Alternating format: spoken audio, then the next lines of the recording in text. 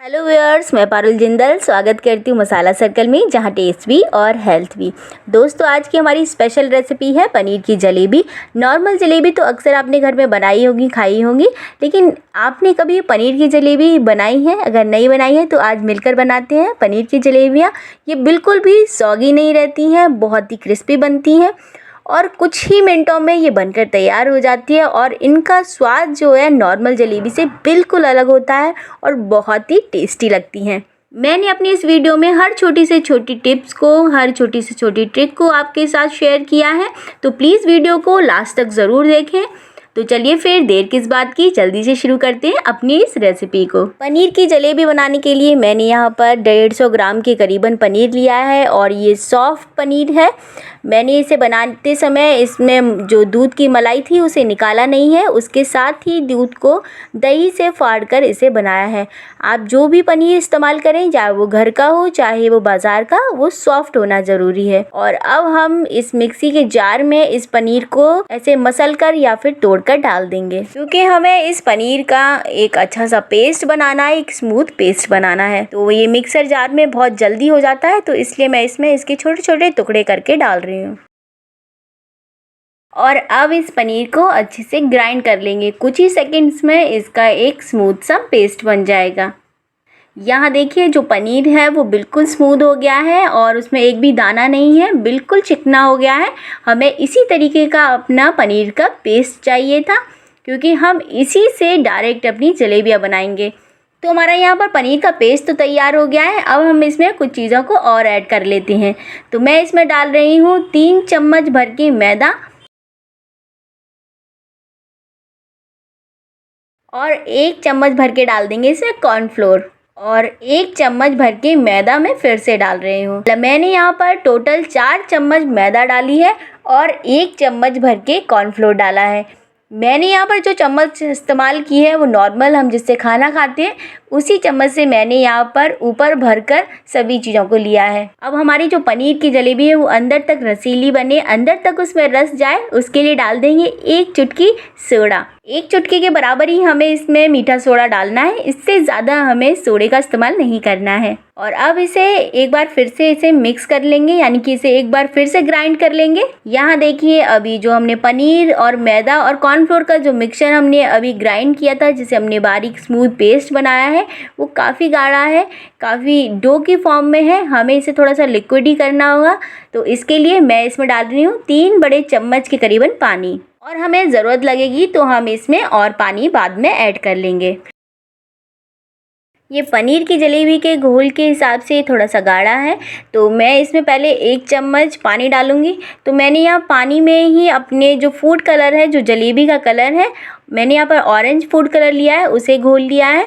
तो 1 चम्मच में पानी इसमें इसी हिसाब से डाल रही हूँ। अगर आप डायरेक्ट कलर डाल रहे हैं तो आप नॉर्मल 1 बड़ा चम्मच पानी फिर से डाल दीजिए। बस हमारा जो पनीर की जलेबी का जो घोल है वो बहुत टाइट नहीं होना चाहिए, जो हमारे कोन से निकले ही ना। हमें यहाँ पर बहुत स्मूथ बैटर बनाना है, जिससे कि वो हमारी कोन से आसानी से प्रेस करने पर निकल सके। यहाँ देखिए, हमारा जो घोल है बिल्कुल परफेक्टली बनकर तैयार हो गया है। अगर आपको ये टाइट लगे तो आप इसमें 1 चम्मच पानी और ऐड कर सकते हैं। अगर आपकी पनीर कम सॉफ्ट है या फिर बहुत ज़्यादा सॉफ्ट है तो आपको पानी कम या ज़्यादा लग सकता है। 3 चम्मच तक पानी आपको आसानी से लगेगा। उसके बाद अगर आपका घोल गाढ़ा ज़्यादा है तो आप उसमें 1 से 1.5 चम्मच पानी और ऐड कर लीजिए। हमारा जो पनीर का बिल्कुल स्मूथ पेस्ट बनकर तैयार हो गया है। ये बिल्कुल भी दानेदार नहीं है, बिल्कुल स्मूथ पेस्ट है। मैंने यहाँ पर केक वाला पाइपिंग बैग लिया है। अगर आपके पास इस तरीके का पाइपिंग बैग ना हो तो आप दूध की जो पॉलीथीन आती है आप उसमें भी इसे आसानी से बना सकते हैं। मैंने इसे आगे से कट कर लिया है और अब इसमें हम स्टार नोजल को डाल देंगे। राजस्थान में मिलने वाली पनीर की जलेबियों को इसी तरह की स्टार नोज़ल से बनाया जाता है, तो मैं भी यहाँ पर एक स्टार नोज़ल लगा रही हूँ। अगर आपके पास नहीं है तो आप इन्हें प्लेन भी बना सकते हैं। नॉर्मली पनीर की जलेबियों को कुछ अलग डिज़ाइन देकर बनाया जाता है, आप चाहें तो बनाएं, नहीं तो आप प्लेन बना सकते हैं। नोज़ल को मैंने पाइपिंग बैग में सेट कर लिया है और अब इस पाइपिंग बैग में अपने पनीर के पेस्ट को भर लेते हैं।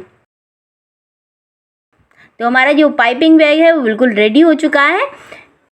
तो अब जलेबी की चाशनी कैसी बनानी है वो देख लेते हैं। तो मैंने यहाँ पर ली है 2 कप चीनी और इसमें डाल देंगे इसके बराबर ही 2 कप पानी, यानी कि जितनी हमने चीनी लेनी है उतना ही इसमें पानी डालना है। चीनी घुल जाने तक बीच बीच में इसे चलाते रहेंगे जिससे चीनी तले में लगे ना, और हाई फ्लेम पर इसमें एक उबाल आने देंगे। चीनी हमारी यहाँ अच्छी तरीके से घुल चुकी है, तो यहाँ इसमें डाल देंगे 3 से 4 इलायची के दाने। और अब हमारी चाशनी में उबाल आ गया है, तो अब 5 मिनट तक लगातार इसे हाई फ्लेम पर चला लेंगे और एक पतली सी चाशनी बना लेंगे। हमें यहाँ पर जो चाशनी चाहिए वो बिल्कुल गुलाब जामुन के जैसी पतली चाशनी चाहिए। हमें यहाँ 1 तार या 2 तार जैसी चाशनी बिल्कुल नहीं चाहिए। पतली चाशनी से हमारी जो जलेबी है उनमें अच्छे से रस भर जाएगा। हमारी यहाँ चाशनी तो बिल्कुल रेडी हो गई है। अब जल्दी से जलेबियाँ बना लेते हैं। अगर आप बिगनर हैं और आपने कभी जलेबी नहीं बनाई है तो इस तरीके से आप एक प्लेट में बनाकर देख लें, और जितनी छोटी बड़ी जैसी भी आप बनाना चाहते हैं उस तरीके से बनाएं, और इसके लास्ट एंड को इस तरीके से छोड़ दें जिससे कि आपकी जो जलेबी है वो सील हो जाए। उसको तलते समय उसके रिंग खुले ना। मैंने यहाँ पर जलेबी तलने के लिए एक फ्लैट पैन लिया है और इसमें देसी घी डाला है। आप चाहें तो देसी घी और वनस्पति घी को बराबर मात्रा में भी ले सकते हैं, या फिर किसी भी ऑयल में आप इसे बना सकते हैं, लेकिन देसी घी का स्वाद बहुत ही अच्छा आता है। और अब देखिए मैंने घी को यहाँ इतना लिया है जितना कि हमारी उंगली का एक पोर होता है, यानी कि 1 से 1.5 इंच तक ही हमें यहाँ घी को भरना है। बहुत ज़्यादा हमें पैन में घी नहीं लेना है, वरना जो जलेबी है सही शेप में नहीं बन पाएगी। तो जो हमें घी को लेना है वो 1 से 1.5 इंच तक ही घी को रखना है, और इससे ज़्यादा घी को नहीं रखना है। और हमने यहाँ पर घी को मीडियम हॉट रखा है, बहुत तेज़ गरम नहीं करेंगे और बहुत लो भी नहीं। अगर हमने ज़्यादा तेज़ गरम घी में जलेबी को डाल दिया तो वो तुरंत ऊपर आ जाएगी और ढंग से तली नहीं जाएगी। तो अब इसमें जलेबी बनाएंगे। धीमे धीमे इसमें एक राउंड शेप देते जाएंगे, और जितनी बड़ी हमें जलेबी चाहिए उतनी बार हम सर्कल में अपने बैटर को लेंगे और सबसे आखिर में इसके एंड को सेंटर में जोड़ देंगे, जिससे कि हमारी जो जलेबी है वो बिल्कुल भी खुले ना। और इसी तरीके से हम अपनी दूसरी जलेबी को बनाएंगे। हो सकता है आप 1 से 2 बार जब बनाएं तब आपकी शेप बिगड़ जाए, लेकिन जब आप इसे 2-4 बार ट्राई कर लेंगे तो ज़रूर ये अच्छी शेप में बन जाएंगी। और इसी तरीके से अपनी और जलेबी भी बना लेंगे। आप जिस शेप में चाहें, छोटी या बड़ी, उस तरीके से आप जलेबी को बना सकते हैं। और यहाँ देखिए आप, जैसे ही ये सिक जाएंगी वैसे ही ये ऑयल के ऊपर आ जाएगी, और जैसे हमारी ये जलेबी जब ऊपर आ जाएगी तब इसे एक बार पलट देंगे। तो देखा आपने कैसे आसानी से हमने पनीर से ये जलेबियाँ बनाई हैं। और मैदे से जब हम जलेबियाँ बनाते हैं तो उसमें वक्त लगता है, हमें मैदे को फर्मेंट करना होता है। तो ये पनीर की जलेबियाँ बहुत ही टेस्टी बनती हैं और बहुत कम टाइम में बनती हैं। यहाँ हमें पनीर को बिल्कुल भी फर्मेंट नहीं करना होता, मैदे को फर्मेंट नहीं करना होता, आसानी से ये जलेबियाँ बन जाती हैं। जब भी आपके घर में कोई गेस्ट आए या फिर कोई त्यौहार हो तो आसानी से आप इन जलेबियों को बना सकते हैं बिना किसी फर्मेंटेशन के। बहुत ही टेस्टी और बहुत ही क्रिस्पी बनती हैं। हमें यहाँ पर एक बात ज़रूर याद रखनी है कि जो फ्लेम हो वो लो टू मीडियम हो, हाई फ्लेम ना हो, वरना ये बहुत जल्दी जल जाएंगी और ये बिल्कुल भी क्रिस्पी नहीं बनेंगी और सॉगी हो जाएंगी। तो फ्लेम को बिल्कुल लो टू मीडियम ही रखें।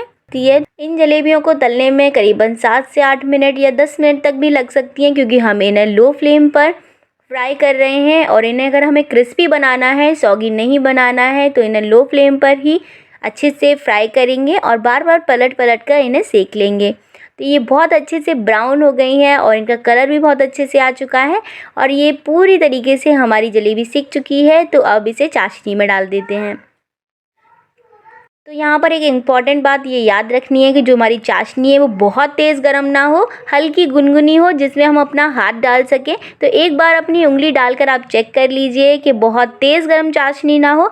बहुत तेज़ गर्म चाशनी में भी जलेबी डालने से वो बहुत लूज़ हो जाएगी और बहुत अच्छी से नहीं बनेगी। तो जब आपको जलेबी क्रिस्पी रखनी हो तो आपकी जो चाशनी है उसे हल्का गुनगुना गर्म होना चाहिए। और इस चाशनी में भी 1 से 2 मिनट तक इसे डिप करके रखेंगे और बार बार पलट देंगे, जिससे कि इसमें अच्छे से चाशनी भर जाए। 1 से 2 मिनट में ये अच्छे से शुगर सिरप को एब्जॉर्ब कर लेंगी और ये बहुत ही क्रिस्पी रहे, इसके लिए अब इसे निकाल लेंगे। मैंने इन जलेबियों को सिर्फ 1.5 से 2 मिनट तक ही शुगर सिरप में रखा है। अब जल्दी से इन्हें निकाल लेते हैं। जब आप इन्हें निकालेंगे तो आपको खुद ही महसूस हो जाएगा कि ये बहुत अच्छे से रसीली हो चुकी हैं, इनमें अच्छे से चाशनी जा चुकी है। अब यहाँ पर एक्स्ट्रा चाशनी निकालते हुए इन जलेबियों को निकाल देंगे। इन जलेबियों की ये खासियत है कि ये ठंडा होने के बाद भी बहुत टेस्टी लगती हैं और 8 से 10 घंटे तक बहुत अच्छी क्रिस्पी रहती हैं। और अगर आप इन्हें फ्रिज में भी रखते हैं तो 2 दिन तक ये क्रिस्पी बनी रहती हैं और इनका टेस्ट भी बरकरार रहता है और ये जल्दी ख़राब नहीं होती। मैं आपको यहाँ पर 2 जलेबियाँ दिखा रही हूँ। एक जलेबी जिसे मैंने बहुत हाई फ्लेम पर तला है, जिससे वो खुल गई है और कम समय में ही मैंने इसे निकाल लिया था, जिससे वो सौगी हो गई है। और दूसरी तरफ देखिए इस जलेबी को मैंने 7 से 8 minute low to medium flame पर ही तला है। इससे ये बहुत क्रिस्पी बनी है, बिल्कुल भी सौगी नहीं है और इसके रिंग्स भी नहीं खुले हैं। तो यहाँ आप हमारी जलेबियों को देख सकते हैं, ये बहुत ही सुंदर लग रही हैं और बहुत ही क्रिस्पी बनी है। इसमें रस बिल्कुल अंदर तक गया है। इन जलेबियों का स्वाद अगर दुगना करना है तो आप इन्हें सर्व कीजिए ठंडी ठंडी रबड़ी के साथ।